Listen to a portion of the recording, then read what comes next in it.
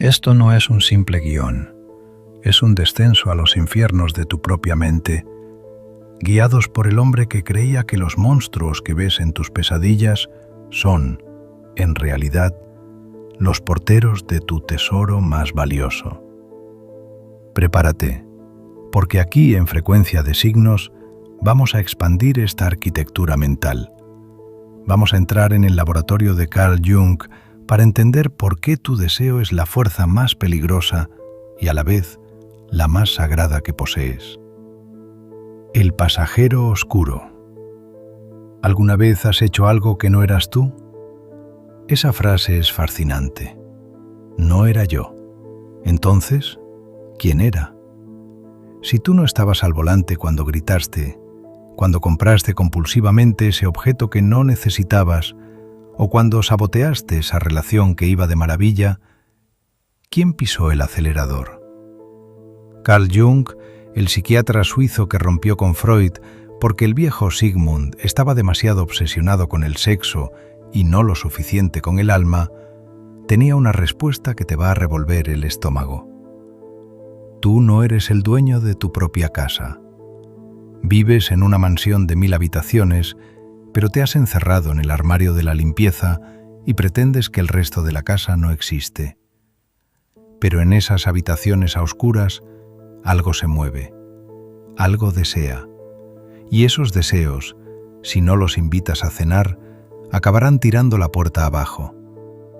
Hoy vamos a explorar los deseos según Jung en un viaje de 25 minutos que cambiará la forma en que te miras al espejo, porque al final de este guión ya no podrás decir «no era yo». Sabrás exactamente quién era. La geografía del hambre. Para entender el deseo, primero hay que entender dónde nace. La mayoría de la gente cree que el deseo nace en el yo. Yo quiero un café. Yo quiero un ascenso. Yo quiero a esa persona.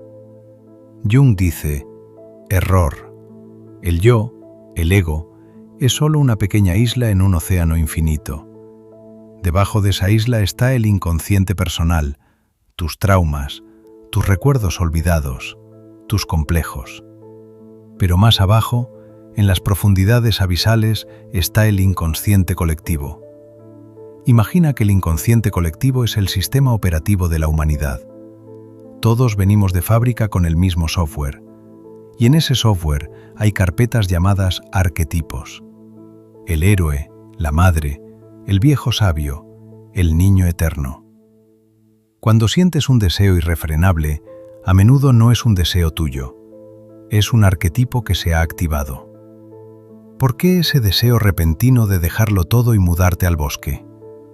Quizás no es una crisis de los 40, quizás es el arquetipo del ermitaño reclamando su espacio porque has pasado demasiado tiempo siendo el arquetipo del ciudadano adaptado.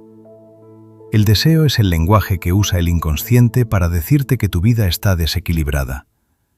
Es una señal de socorro disfrazada de antojo. La sombra y el deseo prohibido. Aquí es donde la cosa se pone oscura, literalmente.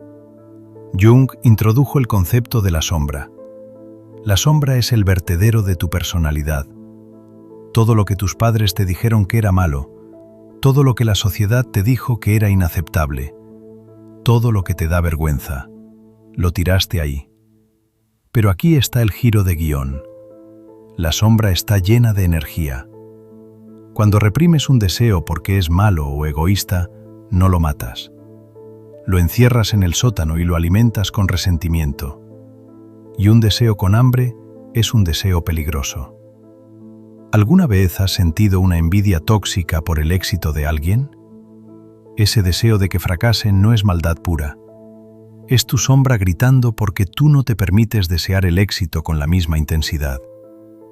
Jung decía que uno no se ilumina imaginando figuras de luz, sino haciendo consciente la oscuridad.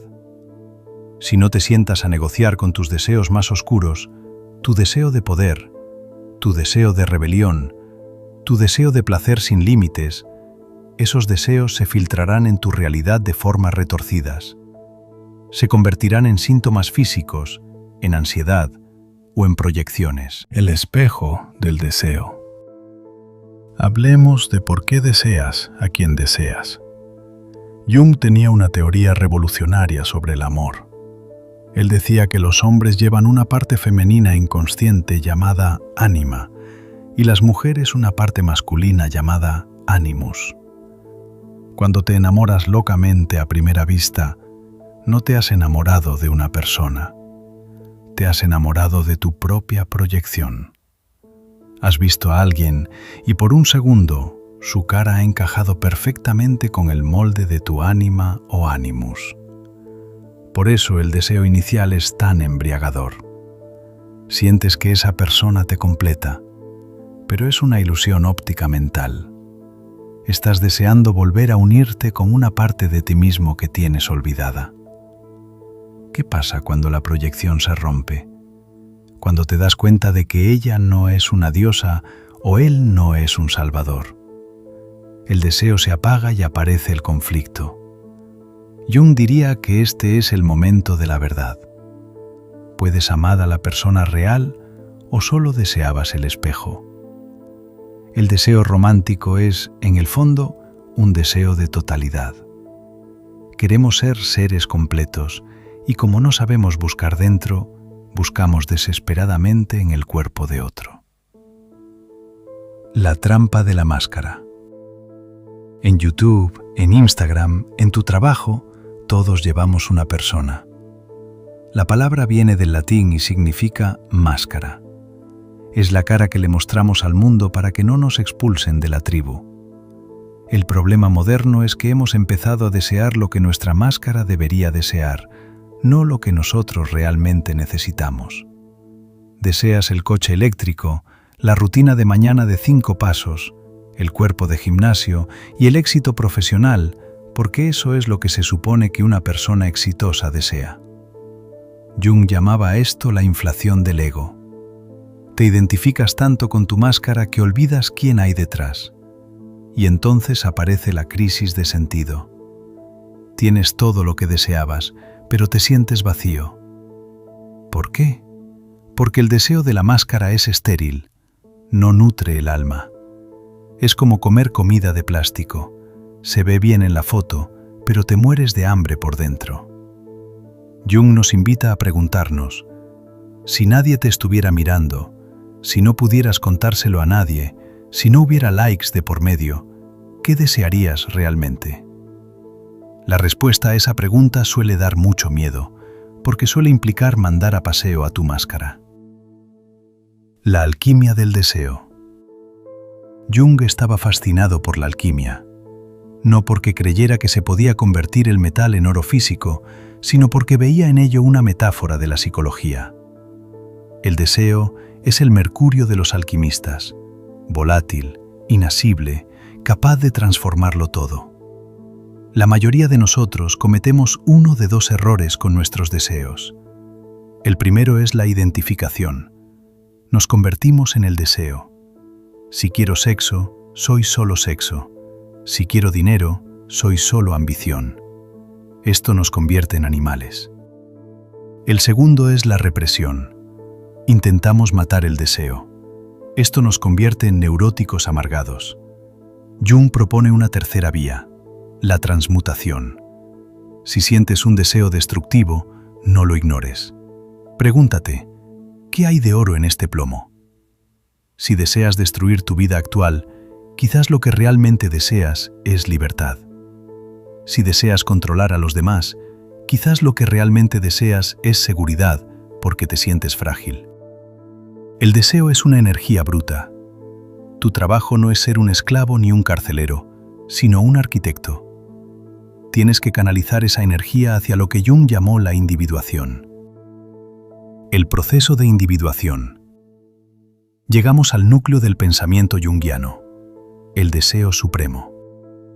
Jung creía que hay un impulso dentro de cada ser humano, tan fuerte como el hambre o el sexo, pero mucho más sutil. El deseo de convertirse en quien realmente es. El deseo de llegar al sí mismo. Este es el viaje del héroe de tu propia vida. Es el proceso de integrar la sombra, dialogar con el ánima y el animus, dejar de identificarse con la máscara y reconocer que eres una totalidad. Pero este deseo es el más difícil de seguir porque requiere sacrificio. Tienes que sacrificar quién crees que eres para convertirte en quien podrías ser. Jung decía que el camino más difícil es el que lleva a uno mismo.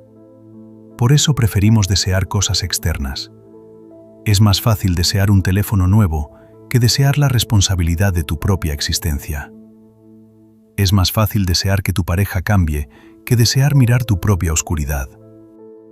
El deseo de individuación es lo que nos hace humanos. Es lo que separa la existencia de la vida. Sin este deseo, somos solo estadísticas biológicas. Con él, somos creadores de significado. Sincronicidad y deseo. Aquí es donde Jung se pone extraño y donde la ciencia moderna empieza a arquear las cejas. Jung observó que cuando alguien se compromete seriamente con su proceso de deseo interno, el mundo exterior parece responder. Lo llamó sincronicidad. Eventos que no tienen una conexión causal, pero sí un significado profundo. Deseas una respuesta y de repente abres un libro en la página exacta. Deseas un cambio y conoces a la persona adecuada en un tren.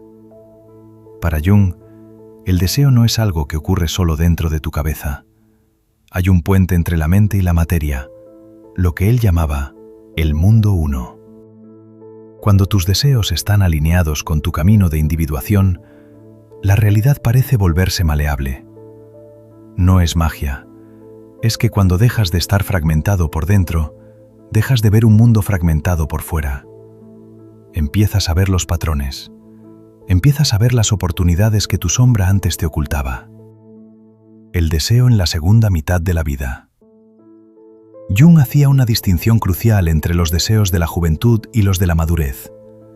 En la primera mitad de la vida, el deseo es expansivo. Deseas establecerte, encontrar pareja, tener éxito, ser alguien en el mundo. Es la fase de la construcción de la máscara y el fortalecimiento del ego. Y es necesario.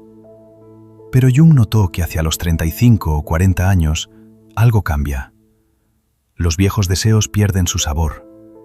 El éxito ya no sabe igual. El sexo ya no llena igual. Esta es la famosa crisis de la mediana edad, que para Jung no era una crisis, sino una llamada. El alma está diciendo: ya has jugado a ser un ciudadano del mundo, ahora te toca ser un ciudadano de tu propia alma. Los deseos en la segunda mitad de la vida se vuelven internos. El deseo de silencio, el deseo de verdad, el deseo de trascendencia. Si intentas seguir viviendo con los deseos de la primera mitad en la segunda, te marchitas. Te conviertes en una parodia de ti mismo. El diálogo con el espejo. Carl Jung murió en 1961, pero su mensaje es hoy un grito en el desierto de la distracción digital. Vivimos en una economía de la atención diseñada para hackear tus deseos más primitivos y mantenerte alejado de tu sótano. Se nos incita a desear constantemente para que nunca tengamos tiempo de preguntarnos quién está deseando. El deseo es una llama. Puede iluminar tu camino hacia la sabiduría o puede reducir tu vida a cenizas de insatisfacción. La diferencia está en la conciencia. No le tengas miedo a lo que deseas. Tenle miedo a no saber por qué lo deseas. Jung dejó escrito: nadie se vuelve iluminado imaginando figuras de luz, sino haciendo consciente la oscuridad. Tus deseos son las puertas de esa oscuridad. No las cierres con llave. Ábrelas, entra con una linterna y prepárate para la conversación más importante de tu vida. Si has llegado hasta aquí, es probable que algo en tu interior haya resonado con estas palabras. Quizás has sentido ese tirón de la sombra o has reconocido a tu ánima en un amor pasado. Este viaje por la mente de Jung es solo la punta del iceberg.